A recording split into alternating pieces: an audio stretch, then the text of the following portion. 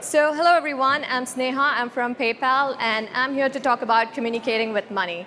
So, my colleague Justin Wu was supposed to give this talk initially, but he couldn't make it in the last minute, so I'm stepping in for him. So, Justin, if you're watching this on Periscope, Meerkat, YouTube later, thank you so much for helping me craft out the content of this talk. So, how did we come up with this topic, communicating with money? We're at a Twilio event. Twilio is all about communication, and PayPal is all about money. So putting the two together, communication, money, communicating with money, almost seems like a no-brainer, but the more we thought of it, the more it made sense. Money has different meanings across different cultures, different nations, and even individually, the way you see money is probably very different from the way I see money. And that is what we set to find out through this talk. That's me with Izzy the cat, who clearly doesn't like taking selfies. So I'm a startup advocate at PayPal. And what does that mean? So I help run the startup program within PayPal and Braintree, where we help early stage founders and startups with any payment-related support. So we give them waived transaction fees as well as dedicated account management support. So if you're interested in finding out more about the startup program, come talk to me after this. You can find me at Sneha Menon or at the official account of Braintree_dev.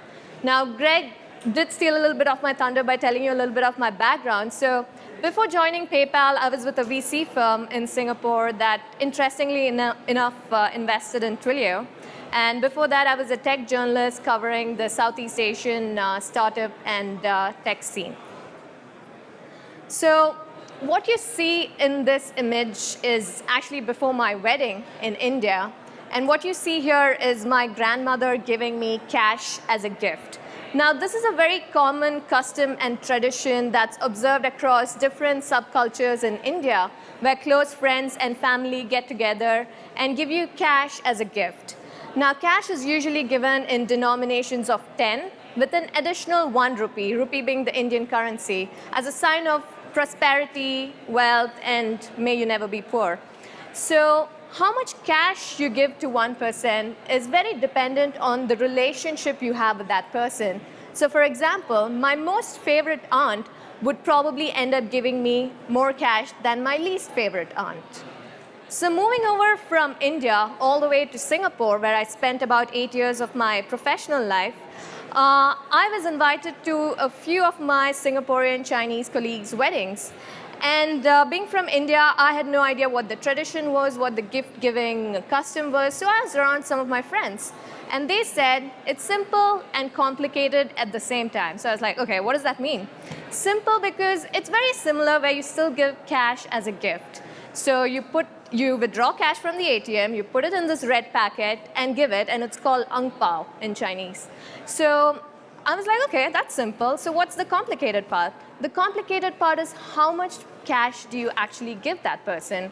So it does signify the relationship you have with that person, but the most important component of your cash is you have to cover the cost of your plate of food at the weddings. And I was like, okay, so how do I find out how much does my plate of food cost? And this is a true story. Some of my friends have pretended to be getting married. They've called up hotels and they're like, okay, I'm getting married soon, so what are your different wedding packages and how much does a plate of food cost? And then done that accordingly. Or you can do what I did, which is, hey, ask your colleague, how much are you paying? And then just pay the same amount. Now, moving from Singapore all the way to California, I moved here about 2 years back.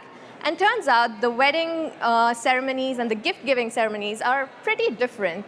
Here, cash is actually frowned upon, but cash is completely okay if it's given in the form of a gift certificate. So here, couples actually put out wedding registries where they list out the things that they want, and you can buy it for them.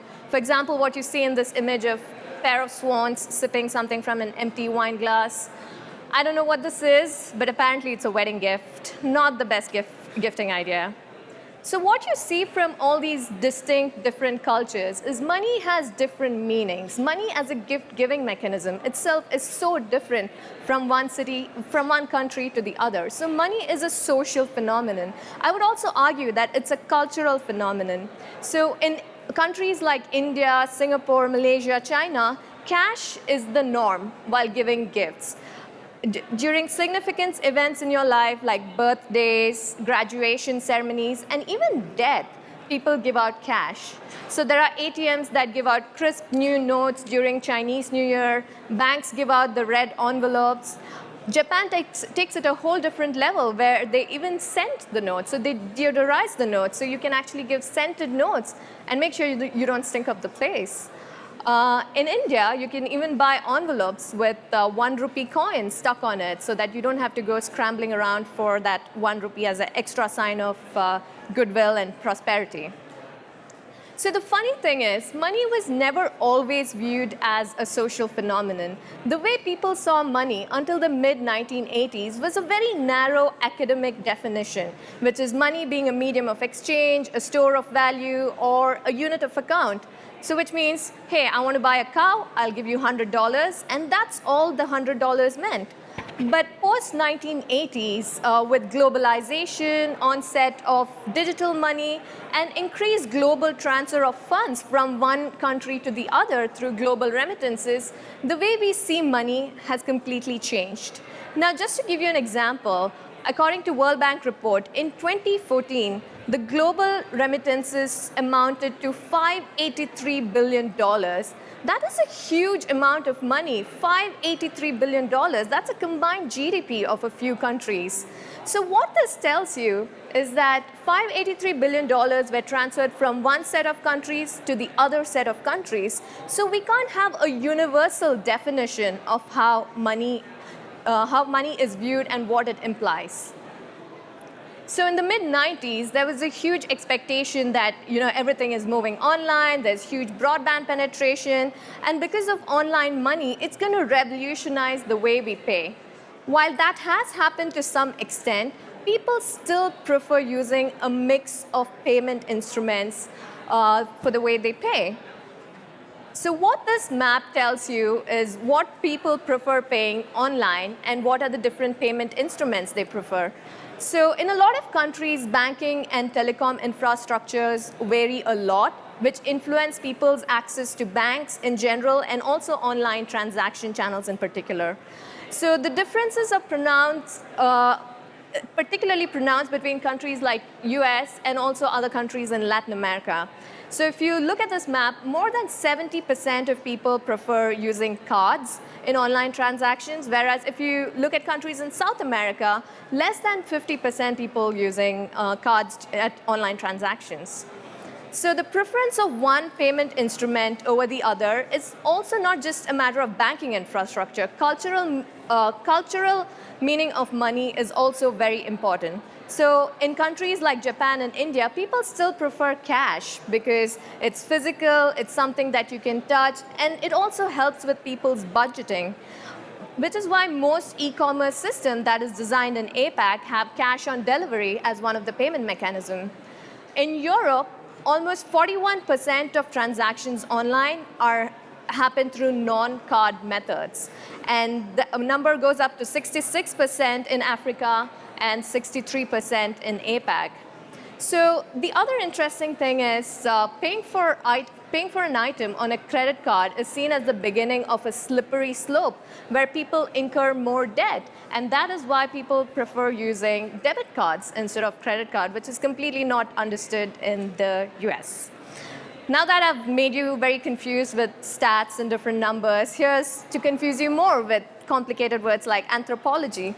But what I want to say is it's very interesting to study the social theory and how money is designed in various countries.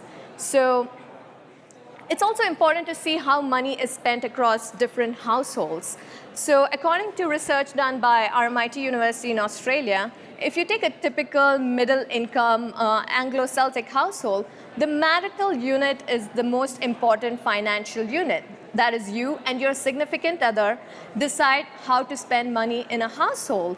But that is in complete contrast with Asian and African cultures, where a family or a clan is the most important domestic unit. So you see an increased transfer of flow from children to parents, and that also leads to ideological dominance of collectivism over individualism, which is family over individuals. It's also reflected in the design of currencies. So when you think of Egypt, you think of pyramids, mummies, pharaohs, and that is reflected in the design of this 5-pound Egyptian note. You see here Chairman Mao smiling stoically in this 1 yuan currency in People's Republic of China. And whichever country adopts this currency, I'm sure most of us here would move there in a heartbeat. So coming full circle about communicating with money. So Venmo, which is an app owned by PayPal, it's a highly popular mobile payments app where you can transfer money from one person to the other, along with cute little emojis as well as comments. So Venmo last year transacted about 3.6 billion in total transaction volume. And according to analysis done by Venmo and Quads, the top 3 emojis used by people were pizza, wine, and beer. Not exactly the healthiest choice, but hey, who am I to judge? So what we did here is actually we built a very simple app. We decided to call it Sigmo because it's Signal and Venmo, Sigmo. Again, not very creative. So what I would request all of you to do right now is take out your phones and text this Twilio number, which is 510-488-6215. And to reward you for texting this number, you will get $1 on your Venmo account if you have it, or you'll get a text as to how to claim this $1. Until this morning, this app worked. So if it doesn't work right now, I'm sorry about it, but it should work. So again, guys, this is for the first 50 people who text. And I had to fight with my compliance team to increase the number from, it was supposed to be initially the first 100 people, but then they said, hey, we don't want to incur any fines. So first 50 people who text this number, you get $1. So what Sigmo is actually a very simple Node.js application, which is a responder to a Twilio webhook. So whenever text is received at this number, Twilio calls the Sigmo HTTP endpoint, which then makes an API call to Venmo with the recipient's number and makes the transfer from my own personal Venmo account. So this is how easy it is to communicate with money in this modern age. So all you need to do to send money is to actually make an HTTP post call to api.venmo.com with the recipient's phone number, with the access token, with the amount, and with the note. It's that simple. So for those of you who still haven't texted, this is your last chance. You can still text at 510-488-6215. So you can find the code base on my GitHub account, which is github.com/Sneha Menon/Sigmo. So with that, thank you everyone for listening.